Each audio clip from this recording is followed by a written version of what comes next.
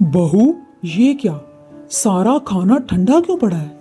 तुम्हें मैंने बताया था ना कि हम लोग गर्मा गर्म खाना खाते हैं। अगर खाना ठंडा हो तो हलक से नहीं गुजरता। अब ले जाओ इसे और जाकर गर्म करके लाओ। पहले ही अंसर को देर हो रही है। अब बेचारी शफक वो सारा खाना उठाती है और दोबारा से किचन में ले जाती है ताकि गर्म करके डाइनिंग टेबल पर लगा सके। ये है शफक। इसकी शादी कुछ ही दिन पहले अंसर से हुई, लेकिन इसके ससुराल वालों में ये मसला है कि वो लोग सिर्फ गरम गरम खाना ही खाते हैं। अगर जरा भी ठंडा हो तो मसला हो जाता है। लेकिन शफक को ये बात परेशान कर रही थी। अब एक दफा सारा खाना बनाकर दोबारा से गर्म करके मैं इन्हें दूं, ये तो कोई बात ना हुई। अगर इन्हें इतना ही गर्म खाना खाना है तो ऐसा करूंगी, कल से इन्हें डाइनिंग टेबल पर बिठाकर उसी वक्त खाना पकाकर दूंगी। हाँ शफक, ये आइडिया बिल्कुल ठीक है, काम करेगा। अरे शफक, अभी तक तुमने खाना नहीं लगाया। तुम्हें पता है ना मुझे ऑफिस से देर हो रही है। ऐसा करो, अब जल्दी से जाओ और खाना लगा दो।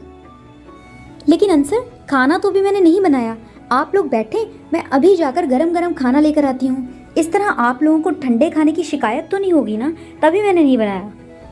अरे शफक, ये क्या कह रही हो? अगर तुमने खाना अभी तक नहीं बनाया तो मैं ऑफिस कैसे जाऊंगा? मुझे देर हो जाएगी।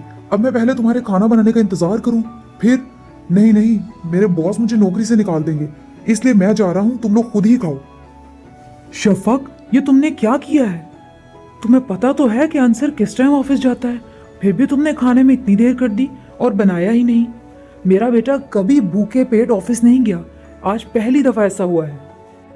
माँ जी, आप ही बताएं, फिर मैं क्या करूं? अगर मैं पहले खाना बनाती हूँ तो आप लोग दोबारा से गर्म करवाते हैं सारे का सारा खाना कि ये ठंडा है। इसलिए मैंने सोचा कि मैं आपके बैठे हुए बना लूंगी। अब आपको देर का मसला है तो मैं क्या करूं? मुझे तो समझ नहीं आ रही कि ये इतना गर्म खाना खाने का मसला क्यों बनाया हुआ है घर में। मैं तो परेशान हो गई हूँ आपके इन मसलों की वजह से। देखो शफक बीबी, तुम अनोखी नहीं हो। तुमसे पहले मैं ये सब करती थी और अपने बेटे को गर्म खाना भी देती थी और वक्त पर भी देती थी। इसलिए अब ये तुम्हारी जिम्मेदारी है। तुम जैसे मर्जी से पूरा करो, मेरा मसला नहीं है। लेकिन आइंदा मेरा बेटा ना तो भूखा जाएगा और ना ही हम लोग ठंडा खाना खाएंगे। ऐसा कहते ही शफक की सास तो वहां से चली गई और शफक बेचारी परेशान खड़ी सोचती रही कि आखिर वो इस मसले का क्या हल निकाले। और फिर एक दिन शफक की मुलाकात उसकी पुरानी सहेली सिद्रा से हुई।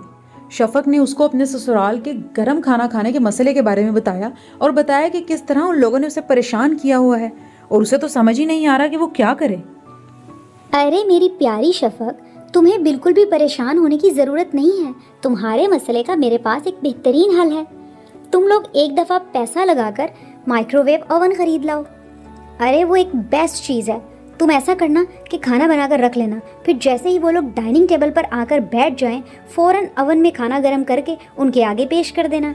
इस तरह तुम्हें बार बार डाइनिंग टेबल से उठाकर खाना गर्म भी नहीं करना पड़ेगा और उन्हें भी खाना ठंडा नहीं मिलेगा। तुम्हारा मसला तो हल हो गया। अब ऐसा करो, जल्दी से अंसर भाई से बात करो और पैसे इकट्ठा कर सबसे पहले माइक्रोवेव ओवन खरीदो। अरे वाह सिद्रा, ये बात तो मेरे दिमाग में आई ही नहीं। वाकई ओवन खरीद लेना चाहिए।